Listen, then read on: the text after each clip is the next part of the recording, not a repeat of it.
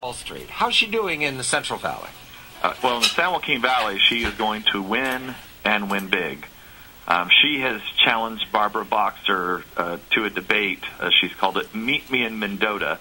Mendota is one of the small farming communities that have been totally decimated, has 40% unemployment because of the water issue, how the water's been flushed out to the ocean to protect fish over these poor farmers and farm workers. And so she's going to do very well. I mean, it could be the worst that Barbara Boxer ever does in the San Joaquin Valley. And Joe, is that fresh news to California that Carly plays so well in rural districts? Well, I mean, everything she does is fresh because we don't know much about her. She's a first-time candidate, but she's been working the valley hard, and she knows that is a very vulnerable point for Boxer.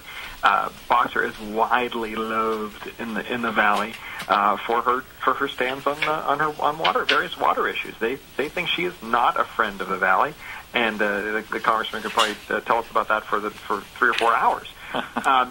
And here is some breaking news. We've just learned that Vice President Biden is coming out here for 2 more fundraisers for Boxer. They know, the White House knows, and is very concerned about her chances here. This is going to be Biden. Obama's been out here twice, and now Biden's out here. They are trying to raise as much money as possible for her out here. I want to push this, Joe, because I appreciate the breaking news. Yes. I was told some weeks ago by someone I respect a lot that Barbara Boxer is the Cemetery Ridge of the Democratic Party Senate. Oh, yes. That if she excellent Civil War knowledge.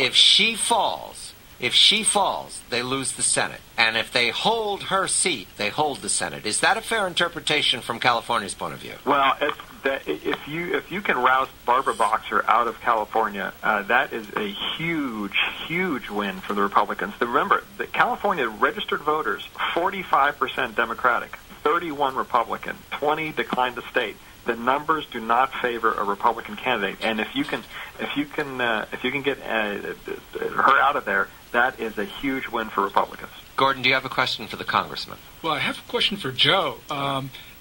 In many states, if you were to bring in President Obama or Vice President Biden, it would sort of like be the kiss of death, and which is the reason why a lot of candidates don't want them around.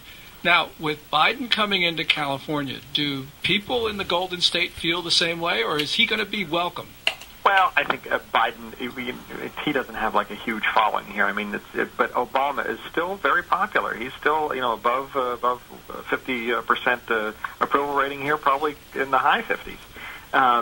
So I don't know. Biden is, essentially Obama coming in. I don't know if he has the star power here.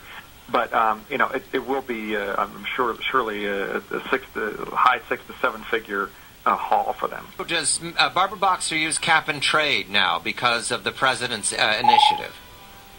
I'm sorry. Does she use cap? Does she use cap and trade in California? Is that going to work in California against against Carly Fiorina? Well, and I think again that's the energy issues are she's going to run with them. Right. She's going to run with them. She's going to say I'm again for AB 32 against a state law, not a federal one.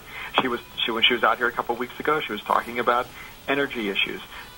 She thinks that this is one that they're going to run on, and Fiorina thinks so too. One of her first ads out of the box was saying that Barbara Boxer is worried about the weather, meaning climate change. Right. And that's going to be a tough one here because again, that issue, climate change, does have a lot of support here. People do. The polls say that people do believe it. Joe, they do believe the science behind Joe it. Garofoli, Devin Nunes, Gordon Chang. I'm John Batchelor.